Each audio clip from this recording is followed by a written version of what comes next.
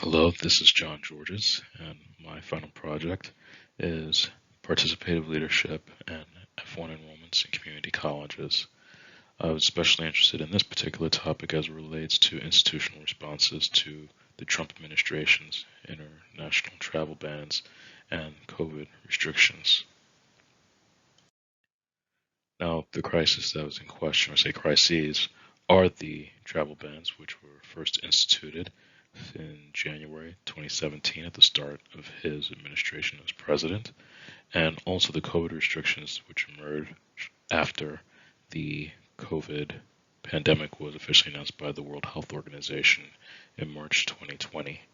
And as you can see from the graphics here, there was definitely concern about health issues with regards to the spread of the COVID-19 illness, not just within the United States, but throughout the world. And also with the travel ban restrictions, concerns about students feeling welcome coming into the United States to study. And a lot of these concerns also translated into issues regarding enrollment, retention, and ensuring that revenue also is coming into the institutions, as well as the states that are hosting international students at their community colleges. Just to give a little background, this information is based on the U.S. Department of Homeland Security and the Open Doors report, which had reported that throughout the Trump administration's handling of the international travel ban as well as the COVID-19 pandemic, that there was a steep decline in enrollment and revenues among American community colleges, and every state suffered greatly. And if you take a look at the national numbers, the enrollments went down by almost 37%, and revenues went down by just over 44%.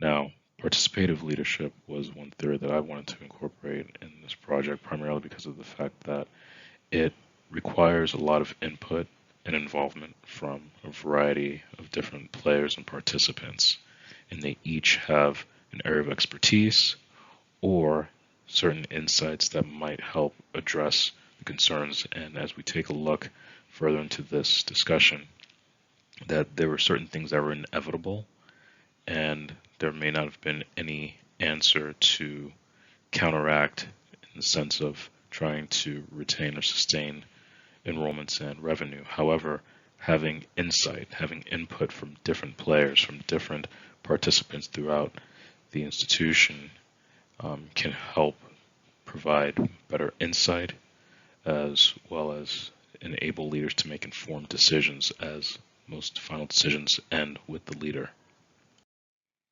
And for this, what I decided to do was to select 3 institutions that had actually consistently reported their F-1 student enrollment numbers year to year throughout the Trump administration.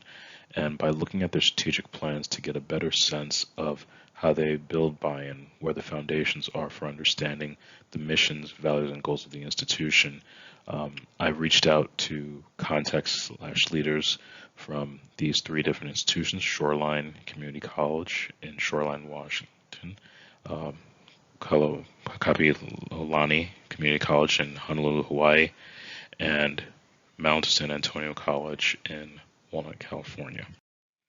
And one of the common themes, or some of the common themes that came from the discussions I had regarding their experiences dealing with the travel bans as well as the COVID restrictions, was that there had to be departmental collaboration across the board. They definitely needed to have student involvement in the process so that way they can provide students with reassurance so they felt welcome at the institution, and that there had to be constant communication at all levels all throughout the colleges. And also, as I mentioned before, the fact that they had to be honest with leadership regarding the status of their progress, just as leadership needed to be honest with their team and faculty and personnel to know what's going on. But the reality was that as things were uncertain, there was always work in constant flux, and it never ended. So with this particular project, some of the limitations and considerations was the fact that, one, this is more of about damage control. These were not technical issues or problems. These were, new issues that were emerging that required adaptive solutions and adaptive approaches. Also, that they had to recognize the fact that there was limited availability to respond to a lot of these issues as things were changing and progressing on a regular basis. And the same could be said about my ability to reach out to a lot of the contacts for this particular project, as this particular time of year is very challenging for many with conflicting schedules and ability to provide insights and try to retain some element of privacy and confidentiality. However, one of the common things I also noticed regarding all these institutions that they had yet to have created new strategic plans for 2022 moving forward, where they all stopped at 2021. That being said, I just wanted to make sure that I provided a little bit more background, or as much background as possible, regarding each of these institutions and also why it's important to have participative leadership. And again, the point of participative leadership is to have all hands on deck and not to keep everyone in silos. So that being said, it is important to have different faculty, staff, students, external partners, even maybe government agencies, especially concerning this particular topic, and also community partners, because they are community colleges and they do rely heavily on the support of people all around them. And that will help, hopefully, down the road with new opportunities to figure out how to bring back their numbers, how to bring back students, how to retain students moving forward in the future. So thank you very much, and I hope, despite the fact I went a little over time, that this was very informative and helpful. Thank you. Bye-bye.